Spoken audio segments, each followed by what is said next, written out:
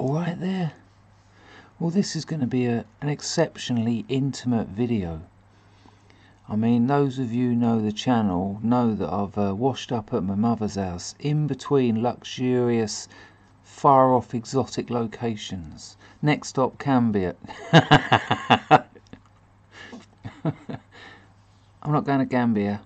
Next stop, Cambodia. Meanwhile, Dartford. But yeah, so I'm having to talk very quietly, not only so that I don't wake up my mother and the dog we're looking after that bites me, but because of the subject of this video, the nature of its message. So you see, I'm going to kill myself later, a lot later. I don't mean like today, this week. I'm talking decades. And I'll tell you why. I'm not sure I want to go through all that slow deterioration. I think that's a fair fear, isn't it? Like, check out my mother, she's 73. If I'm as active and compass as she is when I'm 73, oh, I'll be hanging on in there. I'll be lapping up life. I'll be like a dirty old cat at the milk bowl of culture. But as things go further, oh, there's some darkness that can happen. A friend of mine's dad begged them to kill him. He begged them. He begged my mate. My mate went to see him. He said his dad would wait till they visited him so that he could shit, because it would go into his nappy and then shoot up the back and come out over the top of his head, and then he'd just sit there as his own shit shower down on him, saying, "What, you telling me I can't die?"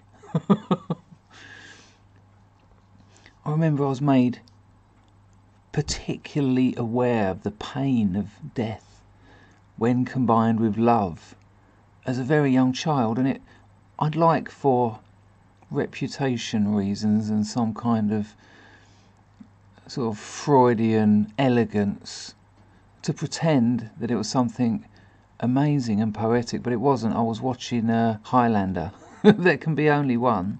Oh, there will be others. And there was...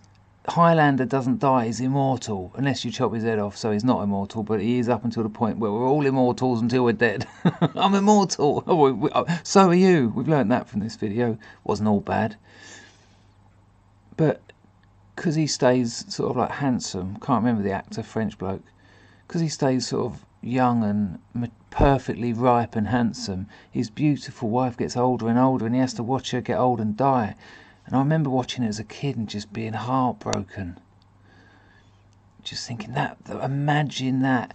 And then the real terror, the real standing under of the death drive, surfing truths, was the fact that if I do love, I'm going to watch that anyway, because the scary thing isn't that he's immortal, but that he has to watch her get old and die. Which anyone would have to do, even if you're getting old and dying yourself. You know, awful. It's a terrifying thought, isn't it? Imagine you cared for someone that you loved, or you loved them. But what I meant was you cared for them, like you looked after them. They had something wrong with them. Maybe they were going a bit batty or something. Not batty, boy. I mean, like, a bit crazy. Bit Alzheimer's-y, and you knew you were going to die, and slowly as you were dying you're thinking, who's going to look after them now? No one. Some abusive state old people's home. I don't think I'm cut out for it, and I think that's alright. I think I'd like to... Oh, imagine! Oh man, there's some dark thoughts out there. That future is I'm strangely accepting of death, and perhaps this is how it manifests itself. That, at some point, I have some element of choice there. You don't have to just be kept alive and pumped full of drugs and nutrients and God knows what. And oh no, he's doing all right. He can shit and eat all right if you force feed him. I was imagining these people. I watched an MMA video, and it was a bloke with cerebral palsy down one side, so 50% spastic, and a Down syndrome kid, which is about 99% spastic, and they were both training MMA, and they were shit because they were spastics. Not their strong point. And I was going to make a video, you know, taking the piss out of it. I was going to do a different commentary and pretend there was a different backstory, and, you know, they'd ended up fighting over a hairbrush or a Mars bar or something. And I ended up getting quite engrossed into this documentary because the Down syndrome kid's dad trained him, and I imagine when they saw the kid born and they realised that it had problems, and how difficult that must be in life. Life can be so hard.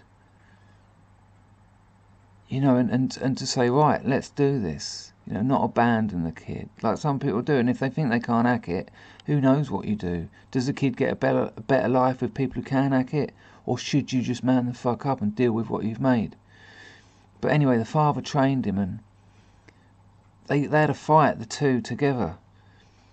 And you'd think that 50% cerebral palsy would probably have it, because he at least had a left, but the Down syndrome kid just dug in, and I tell you now, I started off watching it just to take the piss. By the end of it, I was crying. Now, I'm a bit weird with the tears. I'm not as effervescent as I'd like to be. I'd like to have a proper wail and all that, but I just sort of, it's almost like the valve is undone momentarily. I sort of go, and then I'm back to just eating a yogurt or whatever I'm doing to distract myself from the inevitability of death. But that happened watching that video, and when he won, his dad ran in and just grabbed hold of him, and, you know, it was like Rocky all over. I got a story about that Rocky theme tune, actually.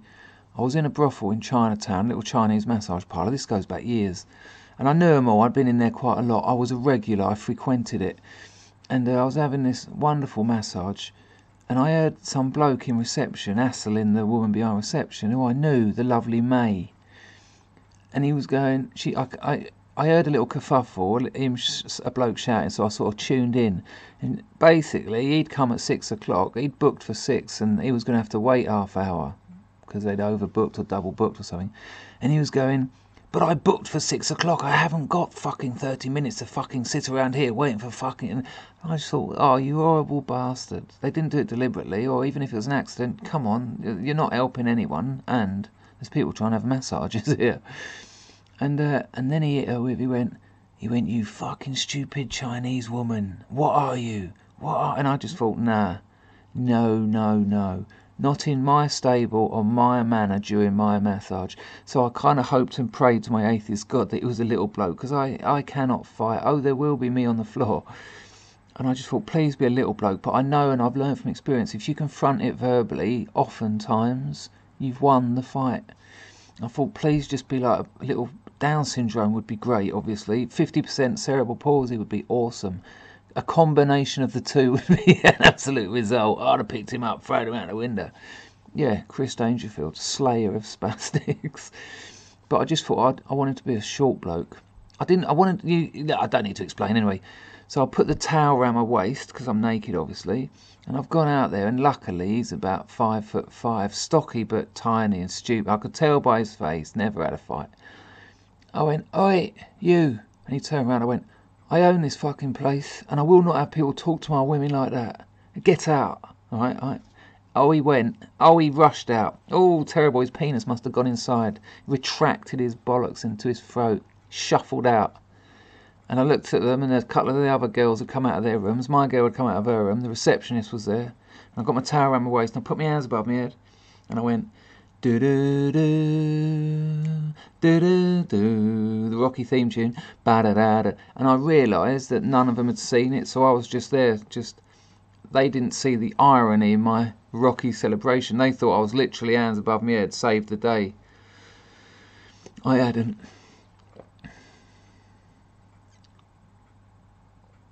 Yeah, but so the kid won, the Down syndrome kid won, and I cried. And what I thought was, imagine you had a child with some kind of serious, mental health or physical, any of those things, those big ones. And you'd look after them and they'd get older and you'd love them and that, and, they're your kid.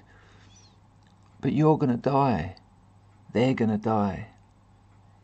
But you're going to die probably first. who's going to look after them? Who can you trust?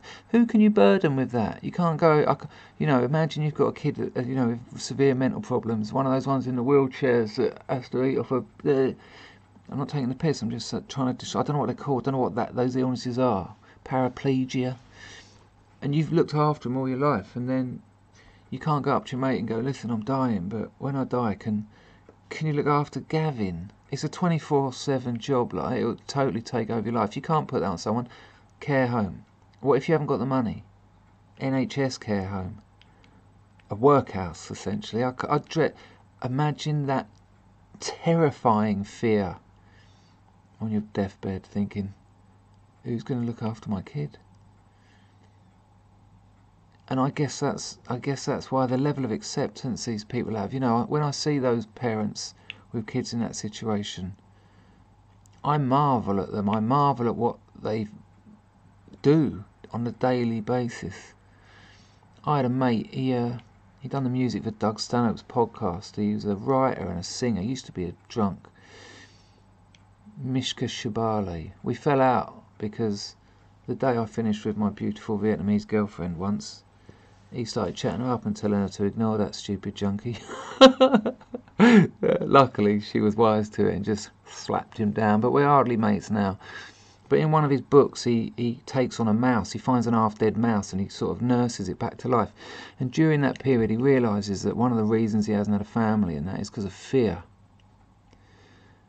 That struck me as well. I thought, I wonder if that's me, because I'm starting to think about a family. Oh, there will be spawn. The Cambodia mission might end up with girl. I asked one. She said she watches my videos. Hello, you know you are. And I said it's a bit forward. She went, I like forward. Very young girl. But it'll be kind of an arranged job. Look, this is what I can provide for you. What can you provide for me? Sweet. Sign your paper there. If it don't work, you're not getting nothing. You're not getting half my subscribers. And actually, have children. Yes, it's frightening, terrifying, but fear never helped anyone.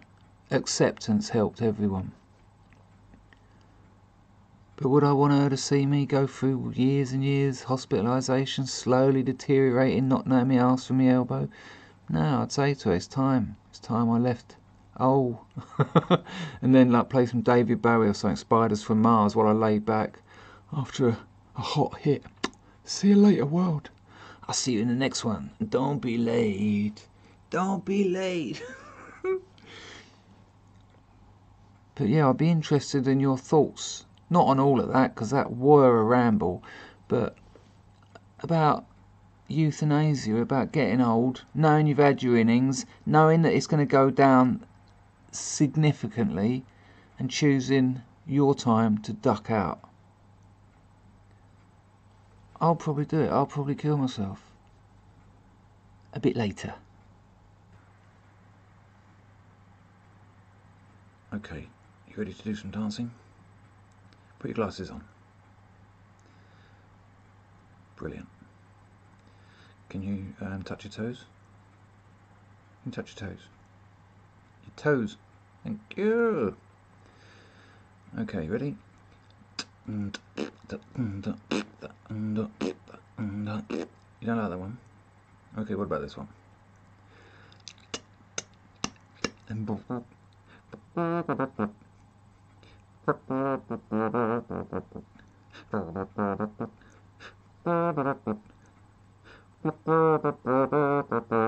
Thank you very much.